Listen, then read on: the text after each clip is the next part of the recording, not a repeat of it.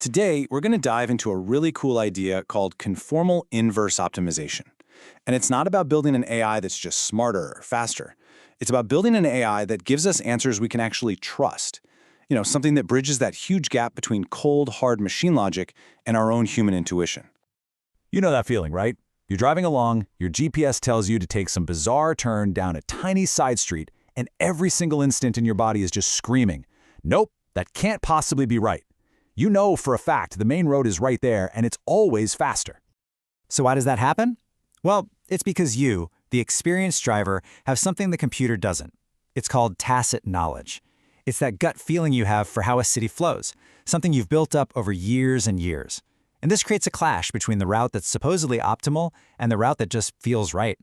Today, we're going to unpack exactly why that happens, and more importantly, how we can fix it. Okay, so to really get to the bottom of this, we've got to be a little more specific. It turns out there are two completely different ways that an AI recommendation, like that GPS route, can be wrong. So on one side, you have what's called actual error. This one's totally objective. You could look at the data, the real ground truth traffic, and prove it. The route the GPS suggested was just flat out slower.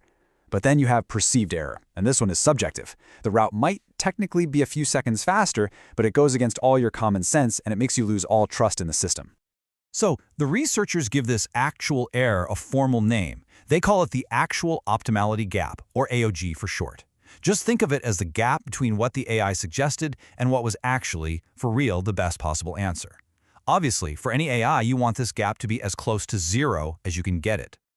And for the perceived error, we've got the perceived optimality gap, or POG. This one measures the gap between the AI suggestion and what a human thinks is the best answer. And here's the absolute kicker. If this POG is high, people just stop using the tool.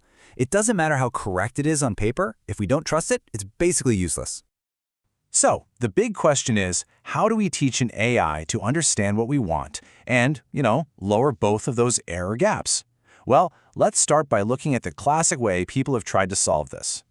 The core idea is actually pretty intuitive. It's called inverse optimization. So instead of trying to program a bunch of rules into an AI, you just let it watch us. It observes the decisions we make, the routes we actually choose to drive, and then it tries to work backward from that to figure out our preferences. So the classic pipeline for this looks something like this. Step 1, you collect a mountain of data on routes that real drivers have taken. Then, step 2, you crunch all that data to create a single best guess model of what drivers seem to care about. Finally, step 3, you use that one model to recommend new routes. It seems totally logical, right? But that middle step, making just one best guess, that's where all the problems start. And this right here is the crucial turning point. That whole approach of finding a single best guess for our preferences, turns out it's incredibly brittle. It can fail, and when it fails, it can fail spectacularly. To really get why, the paper walks us through a super simple example. Just imagine an AI is trying to learn whether you prefer a fast highway or maybe a slightly slower but more predictable side road. It just watches your past choices to make its best guess of what you value most. Okay, here's the problem. If that best guess is even a tiny bit off, the error doesn't just stay tiny. When the AI goes to optimize a new route, that small error can get amplified like crazy, and it completely twists the final recommendation, leading to a route that is objectively terrible and feels completely, utterly wrong. And I am not exaggerating here. The paper shows that with this classic method, both the actual optimality gap and the perceived optimality gap can become, and I'm quoting directly, arbitrarily large. That means the recommendations can become just nonsensically bad. So if making a single best guess is just too risky, what's the alternative? Well, this brings us to the real innovation of this research, a brand new method they call Conformal Inverse Optimization. The difference between the old way and the new way is it's profound.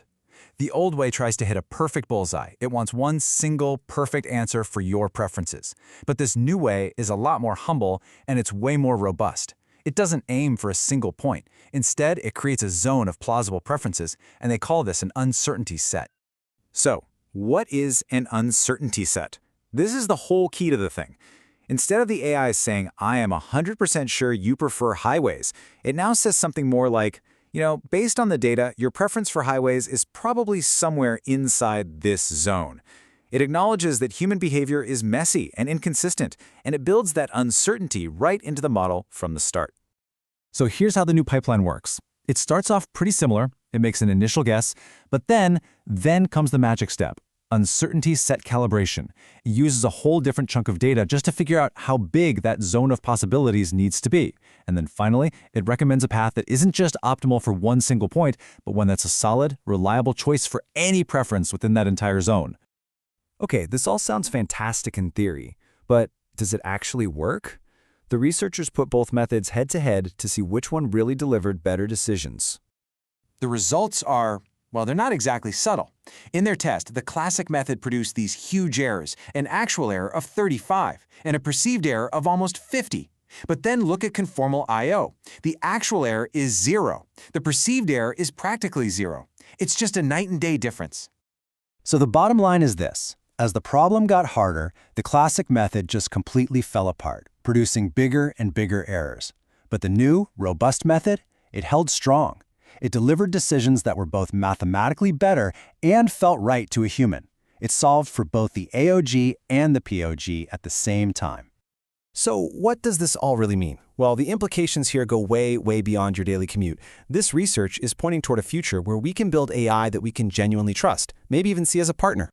What this research really gives us is a blueprint for making AI that gets nuance.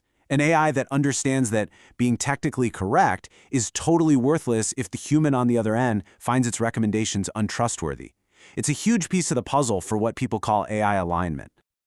And just think about where this could be applied. We're talking about really high-stakes decisions.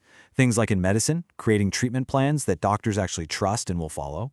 Or in finance, building investment portfolios that truly align with a person's real risk tolerance. Or in logistics, optimizing a supply chain in a way that an experienced manager looks at and says, yeah, that makes sense. The potential here is just enormous. And this all leaves us with a really fascinating final thought. We spent so much time chasing this idea of perfect mathematical optimality in AI. But what if that's the wrong goal? This work suggests that for AI to really become part of our lives and be a truly helpful partner, maybe the most important goal isn't perfect optimality, but perfect trustworthiness. What do you think?